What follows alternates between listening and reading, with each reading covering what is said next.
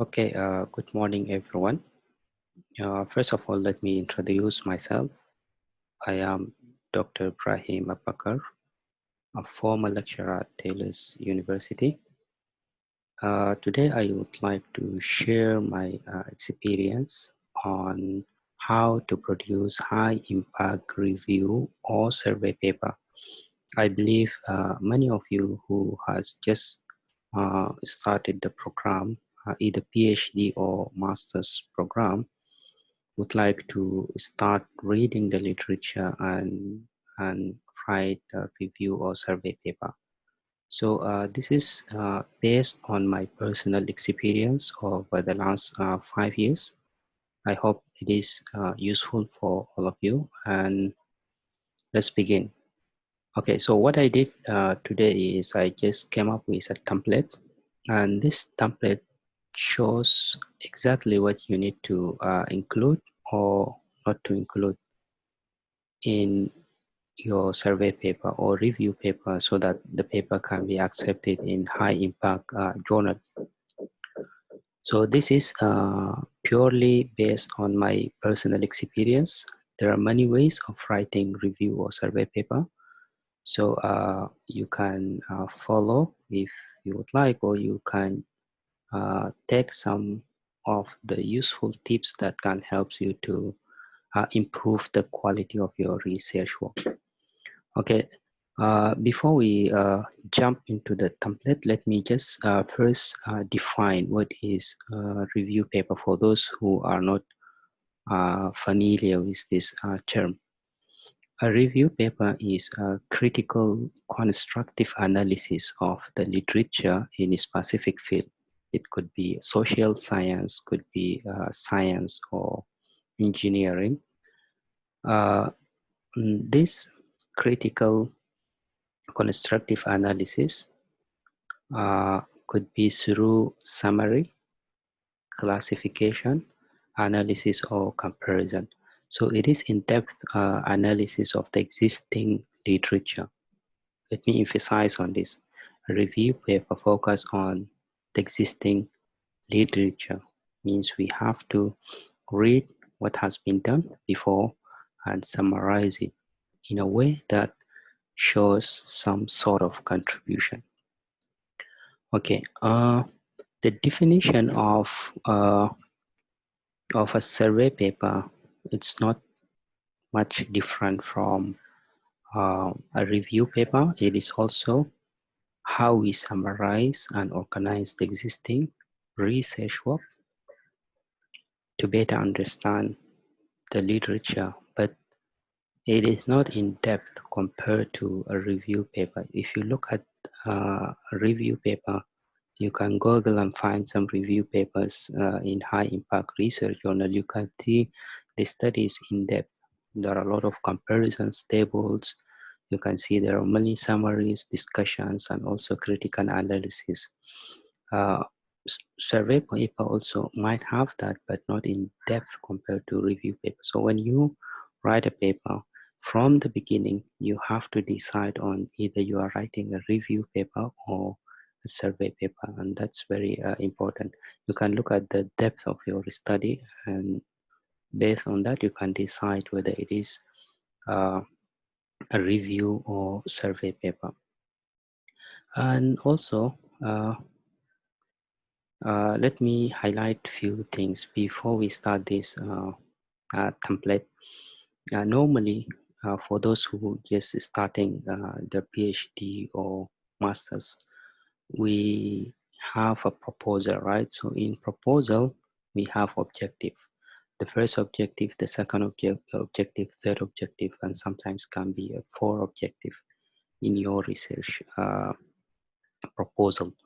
So the first objective, always a review or survey or literature generally, you can just say a literature. So that literature, we can turn it into either review or survey paper. Sometimes, especially in science, we do a systematic kind of literature also. This presentation is specifically focused on the first objective. The second objective normally is about modeling and also methodology for those who are social science.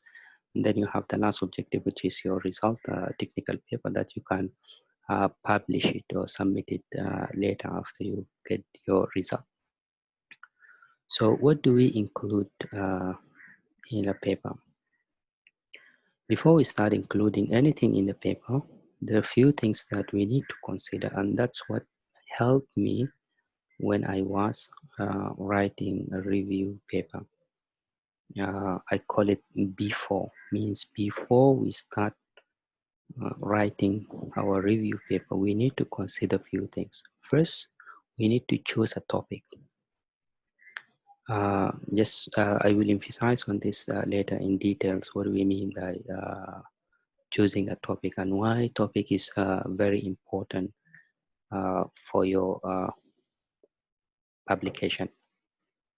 We also need to select a target journal, means before we start writing our review paper, we need to decide on which journal we have to submit to. There are a lot of journals in different fields. So in your field, try to search and find the journal.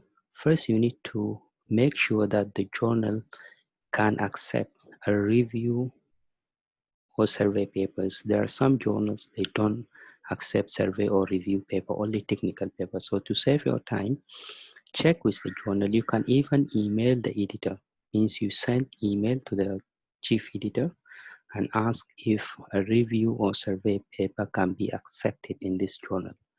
Definitely they will respond, and sometimes they can respond positively about it. Then we need to download some journal papers that is relevant to the studies, and there are different ways to get the papers. Either you use a web of knowledge to search across different databases, either ACM, IEEE, or Springer, or uh, different conferences papers that published, peer review papers, all the papers that publish in different uh, uh, journals you can search from web of knowledge. I know some universities, they don't have web of knowledge, means the university uh, did not subscribe to web of knowledge. You can use Google Scholar, but please, when you use Google Scholar, try to verify your paper. You can check from the websites. There are many websites that you can even go to the original uh, publisher, means either IEEE or ACM. You check and make sure the paper has been accepted and published. There are many papers in IEEE, sorry, in Google Scholar that is not published yet.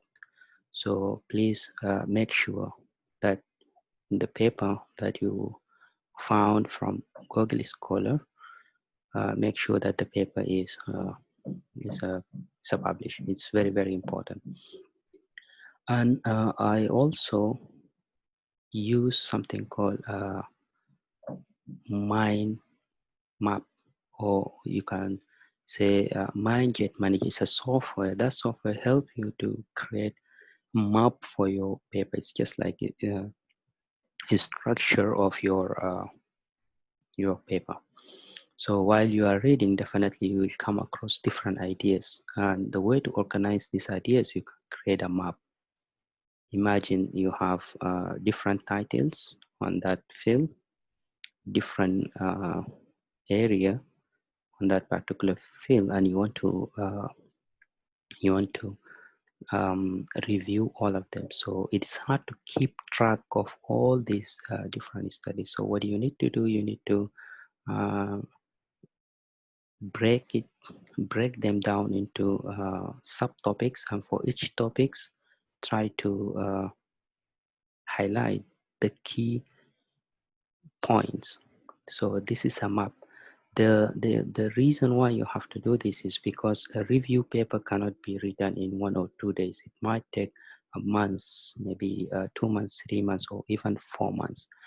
So you need to, wherever you come back, you need to know what you have read and what you need to add to the study. So it's easy way to keep track of your work. Okay, so once you are done with this is before you start writing. Now, after you finish, you get all the papers downloaded, you create the map for your work, and this is just a brief reading, means briefly you just uh, read the paper, an abstract title, and create that map. So during your writing, you need to first design a classification. The classification is you break your topic into a smaller part so that you can easily discuss each and every part. Let's say in computer science, we have something called big data. This big data term is very broad. It's hard to write about big data.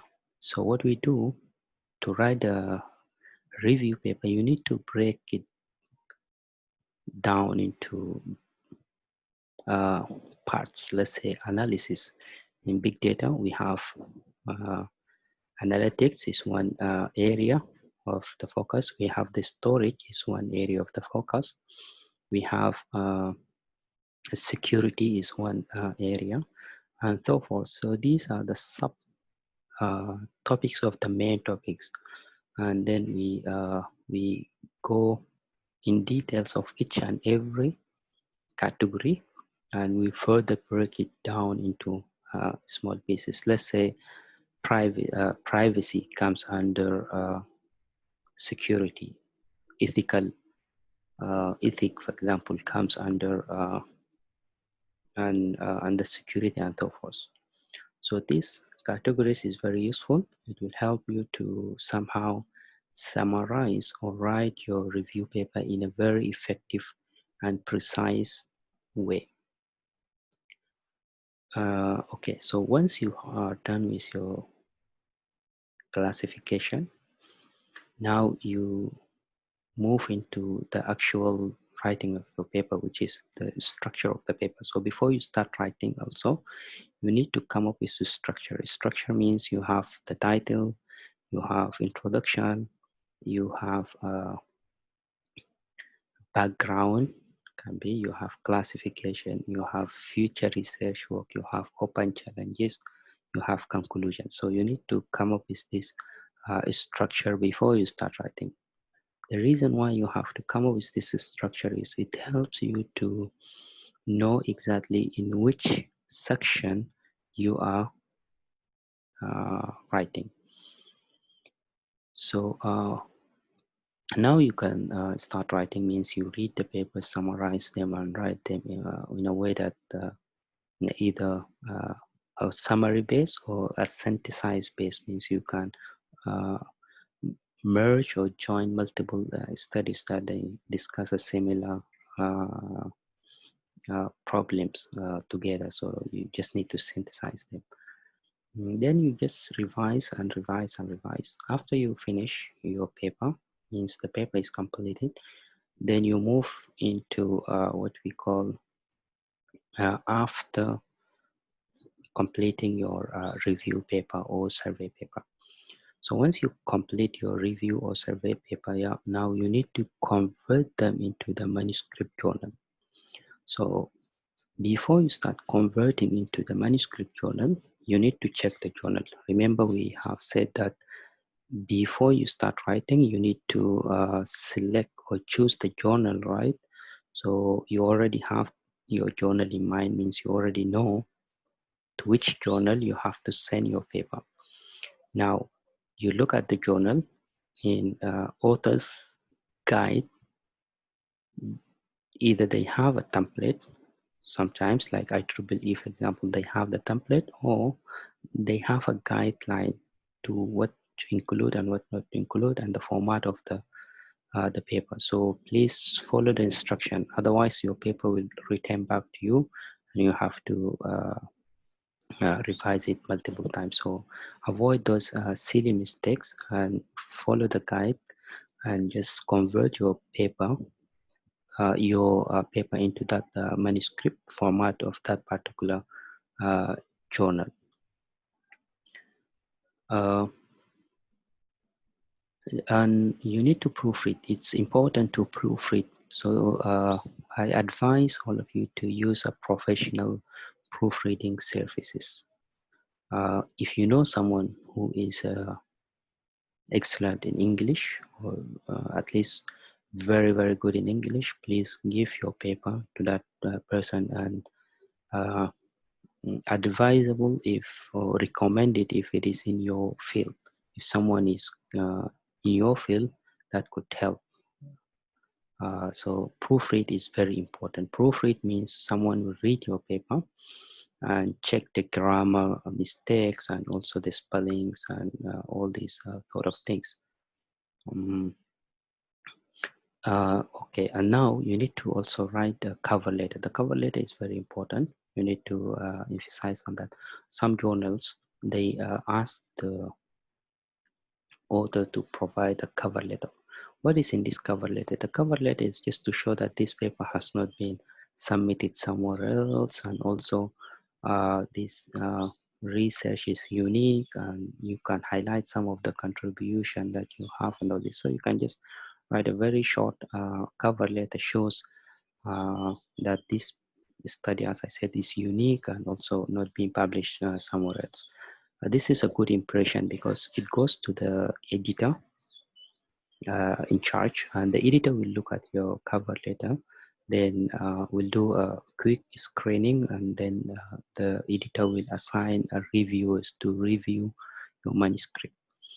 Okay, so also before we go into the template, please check references. It's very, very important. It's a very common mistake, and this is really silly mistakes because it can affect the decision of your paper. Don't leave any places that require citations without citing that paper. Please cite, check the reference, make sure the format of your reference is correct. Either you use APA or Harvard reference. So please check and make sure you have a correct format of your reference. And as I said, please cite as much as possible. Don't ignore citation because it gives reliability to your study. When you have many citations, it shows that you have covered a lot of literature and you are able to summarize this in an effective and presentable way. Okay, so that's it for a quick background of this review survey. Let's jump into the template that I have created. Okay, so this template is just guidelines. You can either follow, as I said, or you can take some tips or advice from the template, and you can use some other ways of writing a review survey papers. Okay, so the first important things that you need to consider is the title. The title is the key to get your paper accepted on the journal. And please don't repeat the same studies that is already been done before. Be creative, create a title or do review on the topics that is not yet covered. Make sure indicate accurately the subject and the scope of the study. Avoid using abbreviation in your title. So please don't use abbreviation in your title, and use words that create a positive impression. So this create a positive impression is just like you are triggering the mind of reader that this study is important. And it is interesting. So please try to have this term. If you look at the title I have here as an example, the rise of big data on cloud computing, you can see the term the rise is somehow uh, can give a positive impression when someone says, what do you mean by the rise of big data on cloud computing? It is interesting. Let me check. You also need to further tell the reader that this study is a review, and I have covered like open research issues. Why we emphasize on open research issues is because this is your contribution, your outcome of your summary. It is somehow, you can say, a contribution or something that a new researcher can take it and start working on it. So normally in scientific research work, we consider literature as a secondary data. Means when someone has done work previously, we can use their data and present it as an overall. We can criticize it and shows that there are some research gap based on the studies uh, highlighted previously, and also the limitations. So it is very important to somehow highlight that part. Means you say open research issues or open research challenges, or future direction, means review and future directions, because these are the key. If someone knows that this paper covered some research issues, definitely the person will read the paper. So please try to highlight those as much as possible. The other title, you can see also the role of big data in smart city. The role is also somehow it's a catchy term that you can use, but you can use any term, but as I said, you just have to create a positive impression, something that attract the reader or attract the editor to have an interest on that study. Okay, so this is the title and how you can say the title. Then below the title, normally you have your name, the names of the authors. You have 1 or 2, 3, 4 authors. You need to indicate if one of the authors are correspondent authors by having a star on the name. You have email address also, and this is how you can set the address of or the affiliation of your university. So at below, you just have the affiliation of all the authors, and you can just put them in order. So based on the authors, you put them in the order. Sometimes they use numbering. You can say 1, 2, 3, or you can use A, B, C.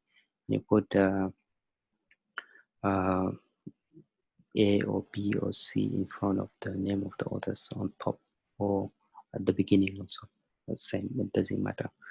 So this is how you have this information below. This is just a common guideline of most of the papers. I think many of you already familiar with, especially those who have already published in the past. Okay, now the abstract. Please, abstract is the key to get your paper passed on to the reviewers. You know, editors are the important person for you as the author. Editor can decide whether this paper will be forwarded to reviewers or not. So what editors normally do, they scan, they look at the paper quickly.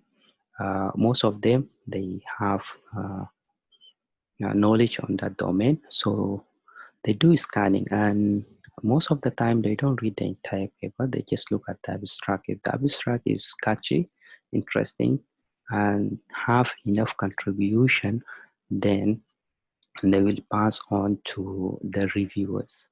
And the reviewers, now they will review your paper and send back the feedback to the editor, and the editor will decide.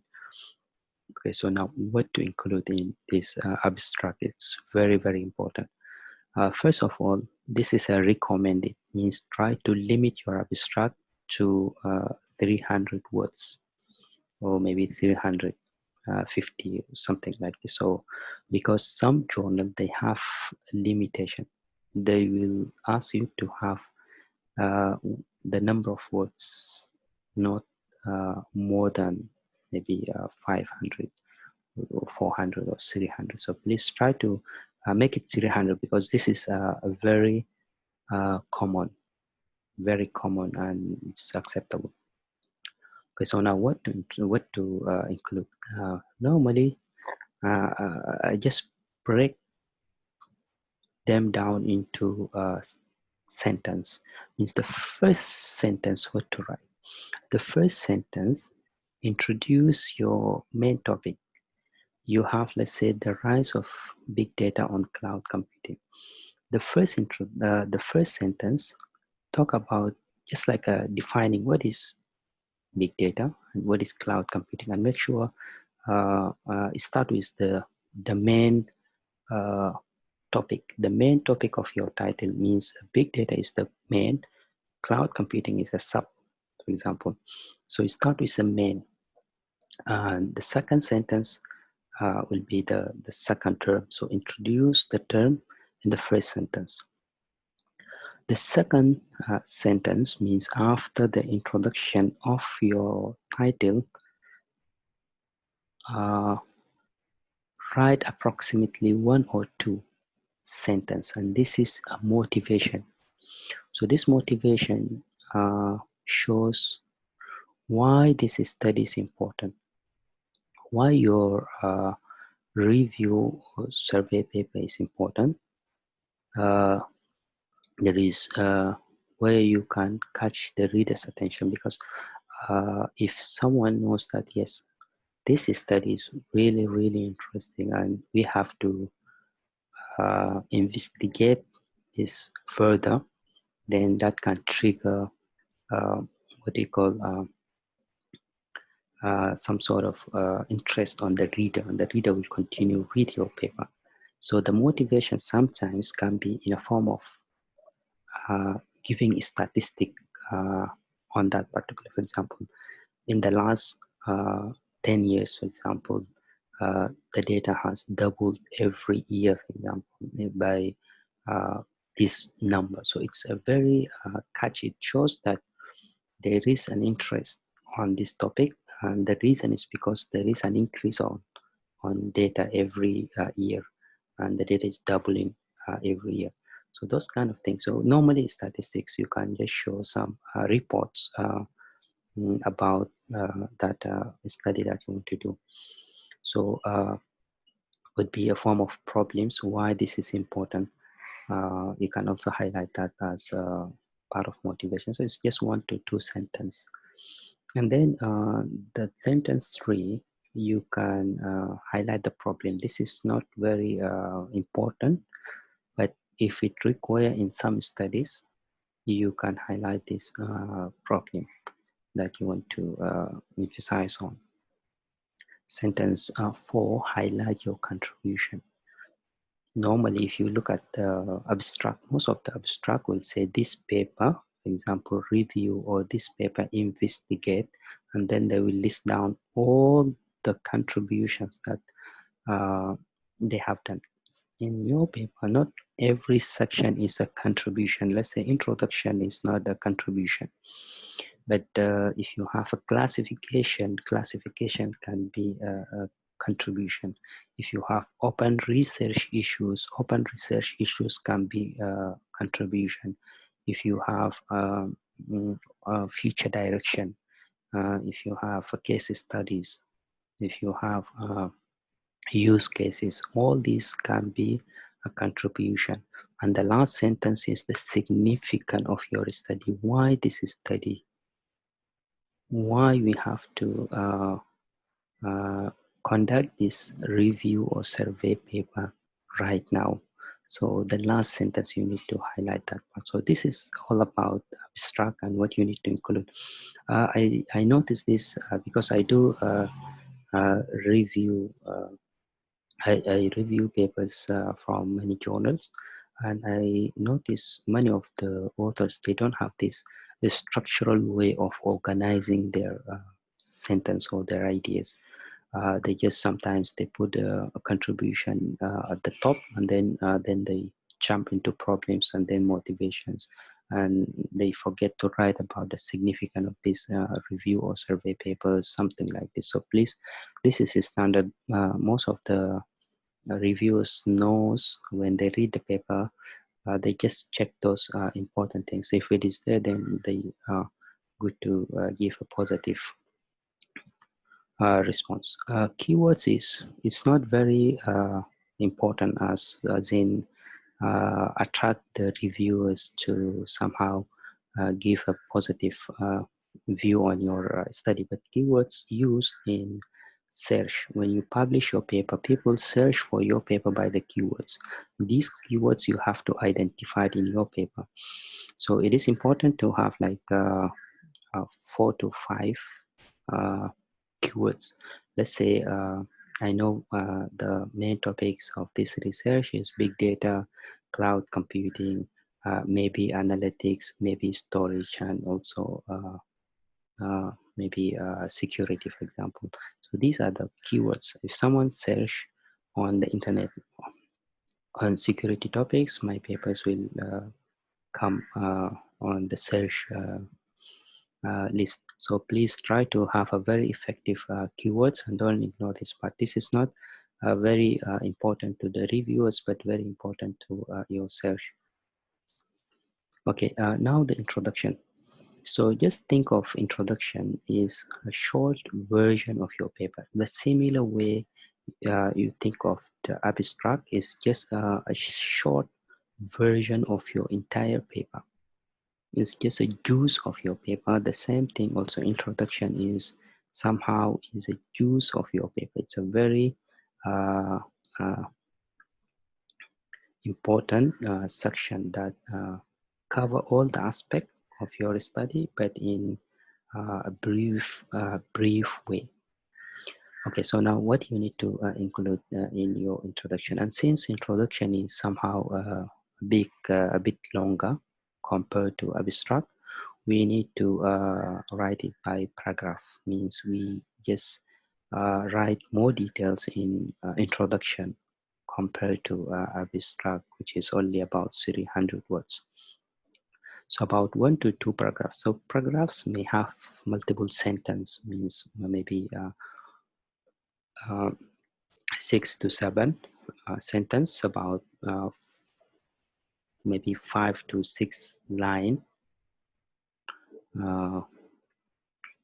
So we need to write a background about the topic, as just like what I have said in abstract. You have, let's say, big data, cloud computing.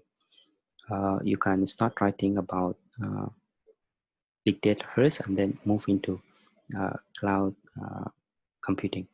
There is one important thing you need to consider, and this is a very, very, very important. The flow of your writing is very, very important. How do we flow the writing? Okay, let's say I have a big data and I have cloud computing, these two terms. I start with big data.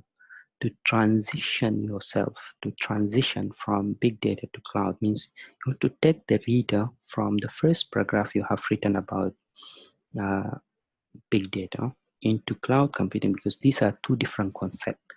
You need to have a signal words in the first paragraph. The last sentence of that first paragraph, you need to have as maybe one term shows that yeah, the next sentence will be cloud computing. So the reader, when the reader is reading your paragraph, when it comes to cloud computing, the reader will start, okay, so what is cloud computing? That is when you take the reader to the next paragraph, where the reader will, okay, so he's now talking about cloud computing. Yes, that's interesting. And the reader will keep going and reading your paper, not just to just put sentence here and there. It will be very confusing. The reader will lose the interest. So when the reviewer start reading your paper, will start reading the first And then if the reviewer feel that yes, there is a flow and it's interesting, we'll keep reading. Otherwise, if the reviewer does not feel that there is a flaw, the reviewer will start finding some flaws in your paper to just reject your paper. So I'm just putting some example of how to set a very accurate and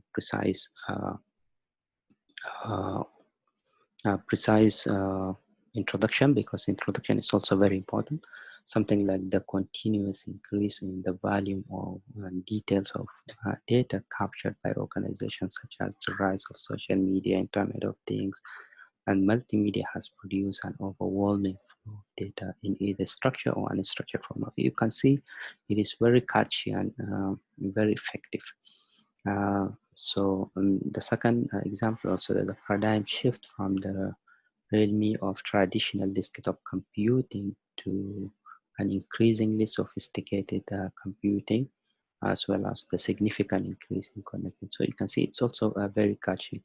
And if you feel that this term requires citation, you need to, this sentence requires citation, you need to include the citation. So this is the first and second paragraph. Then the third paragraph, in your introduction, you need to write about motivation. As I said, motivation, you can just write about some statistics on that topic if it is there. Otherwise, you just highlight some of the some of the problems that is to do with the study. Then in paragraph 3, you write about related work.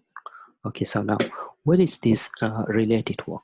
This related work is about your review or survey paper. Of course, you are not the first one who has written this review or survey paper on that topic. Someone else has written before, probably, or maybe it's new. If someone has already written a review or survey paper, how do you differentiate your work from their work, especially some who have done a comprehensive study on that particular topic? In this part, to save the reviewer's time, not to go and check and find out that yes, there is someone who has done this study, or maybe the reviewer has enough knowledge to know that there are some review paper has covered this topic before. You highlight, and the way to highlight, you can say, for example, possibly the most relevant related work appeared in, you highlight all the studies that has covered this before. However, this is how you differentiate. Remember, differentiate between your study and someone else's study. However, our study differ from the previous papers on this. Example, you have highlighted some of the research issues that is not yet covered by the previous studies. Or let's say you have come up with a classification that the previous studies, they have not done it. So this is the time when you show that your study has contribution that has not been covered by the previous researchers. So it is very, very important. And please don't ignore this part, especially if you know that some studies has already been done. Otherwise, your paper will be rejected. You send to journal. If the reviewer figure out there are some similar studies, a review study or survey paper on that particular topic, your paper will be rejected because the reviewer will say, so what is the difference between this and the other study? So instead of having these issues, you save uh, the reviewer's time by highlighting the differences, and that's a very, very, very effective way. Okay, in part 4, you need to, as I said, you need to highlight the contribution of your paper. So you can say this paper on this, and you can highlight all the contributions, classification, as I said, open research issues, uh, future directions and use cases, case studies, discussions, whatever you have, you just highlight them in this paragraph.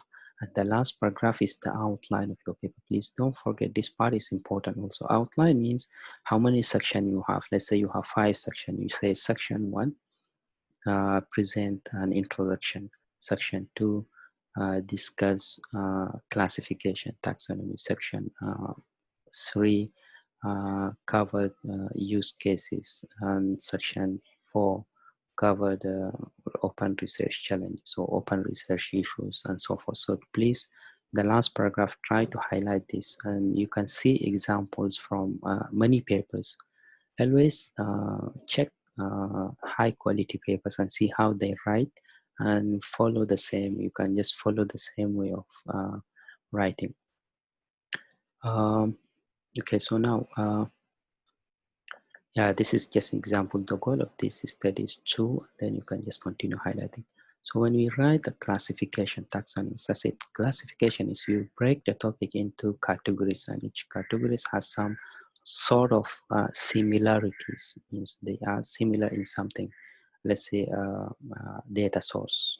Data source as one category, you can have social media, survey, and image, and so forth, Internet of Things data and so forth. So you can break them down into this, and this is the way you can arrange them, not necessarily as these numbers, but this is just an example. You have the main title of your taxonomy or classification. You can call it classification. This is the main categories you have. So let's say I'm just giving you an example of computing as it is my field. So I know what are the things that I can include in this. And remember, classification comes from the papers. Please don't create from your own imagination. Later you will have problem of finding studies that cover that particular topic or subtopic that you put it. So please read the paper, create the classifications, and then you add them in your diagram. It is very important. Don't use your own imagination to create it. If you are familiar with the topic very well, then that is good. It helps you because you already know based on your previous studies. But if you don't have an idea, please do not create this by your own thinking. Read the papers and see if that paper has covered something that can be a main topic. Let's say privacy. When we read about big data, there are many studies that cover privacy. So when we talk about privacy, we know privacy comes under security maybe. So we put the security, and then under security we put privacy. We know many papers on big data has covered ethics, for example. Then we can include ethics and storage, for example, as one category. So you can see there is a difference between storage and security. These are two different things. We cannot put them in the same category. We have to put them in a different category. So storage, there are different studies, techniques, approach, or frameworks that is proposed under storage. We have analytics, for example. Analytics more into what are the techniques that is used for analysis in computing. For example, we use machine learning. There are different algorithms under machine learning. We can cover it here in this analytics, under analytics. So we cannot put, for example, some of the analytics techniques under privacy. It doesn't goes that way. So you can see this is a contribution by itself, because you have to do it by yourself and it is unique. Nobody has done it. So you have to come up with this classification or taxonomy from your study. When you go through the studies, you will be able to figure out and classify them on this way. So please try to read and and from your reading try to create the maps, and from the maps try to come up with the taxonomy. So it's just a summarize each category supported by comparative table. Okay, now once we finish the diagram, means we have all the categories. Now what we do at the bottom, because this is the heart of your paper, this is the core of your paper, the main discussion of your paper. Each category you have to discuss it in below. Let's say, for example, this is section section 3, for example. So at the bottom for each category, it should be subsection. It can be 3.1, for example. Storage. So now under storage, I need to discuss all the techniques, or all the methods or frameworks that is discussed in storage. And remember, this is under big data. The overall is all under big data. I will discuss them here in details, and then at the end I provide a comparative study between those different techniques that I have highlighted. And please make sure, if you are covering frameworks, focus on frameworks only. If you are covering techniques, focus on techniques only. Don't mix between them. If you have a lot of studies on storage, for example, storage, because so many studies under storage related to big data, then you can have a sub classification. Means you create a sub classification of the title storage, and you can also have categories for that one, and so forth. And now section 3 or section 4, maybe section 4, if this is 2.1, let's say section 3, this is a separate section. We do case studies. This is important also. Case studies is you want to tell the readers how this techniques, or how these frameworks has been used in a real world. Let's say big data. What are the companies that they are using big data? What are the companies that they utilize some big data techniques and so forth. So you need to provide some sort of case studies that shows that yes, it is deployed, or it is used in a real world scenarios. It is very important. My first paper, the reason why I include this is because my first paper has drawn many attentions by authors, and one of the comments that I have received from the reviewer is to include case studies. So after I include the case studies, the paper has accepted, and this is very important. So you don't have to send and then you receive some sort of feedback like this. You can include it from the beginning, and you can just have 5 to 6 case studies for each paragraph. Means you can just have some sub cases, some sub paragraphs. Each paragraph cover one case study. So what are the elements that you need to include in each paragraph? Means in each case study. In each case study, if you are just reviewing, you can look at what is the case study is all about, what is that case study is talking about, what was the problem, and what is the solution that they come up, and what is the result. So this is the summary of each case study. So a real world case study. This could not sometimes might not be in a journal paper. You need to look at the technical paper for those who do empirical studies. So they focus on studies like engineering, computing, science, and all these areas. You can include use cases. This is very common in social science. So either case studies or use cases, you can include either one of them. Use cases is just like an example of how this uh, approach or framework is utilized.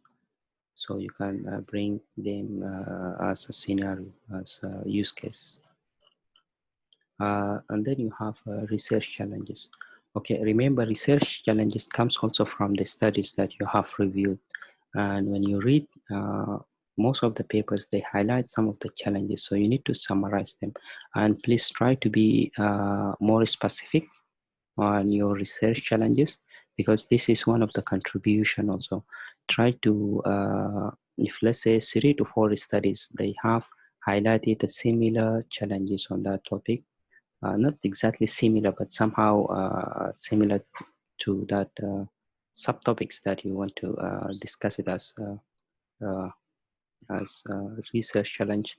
Let's say scalability in storage. In storage, we have something called scalability. Scalability is one of the challenges that we have in the existing storage, and that's because when we have data that is increased, we don't have enough capacity to host that amount of data. So one of the problems that we face is the scalability. So you can highlight some of the studies that cover this issue. And other thing, let's say availability of the data also could be a challenge and so forth. So these kind of thing you need to highlight them in subsections.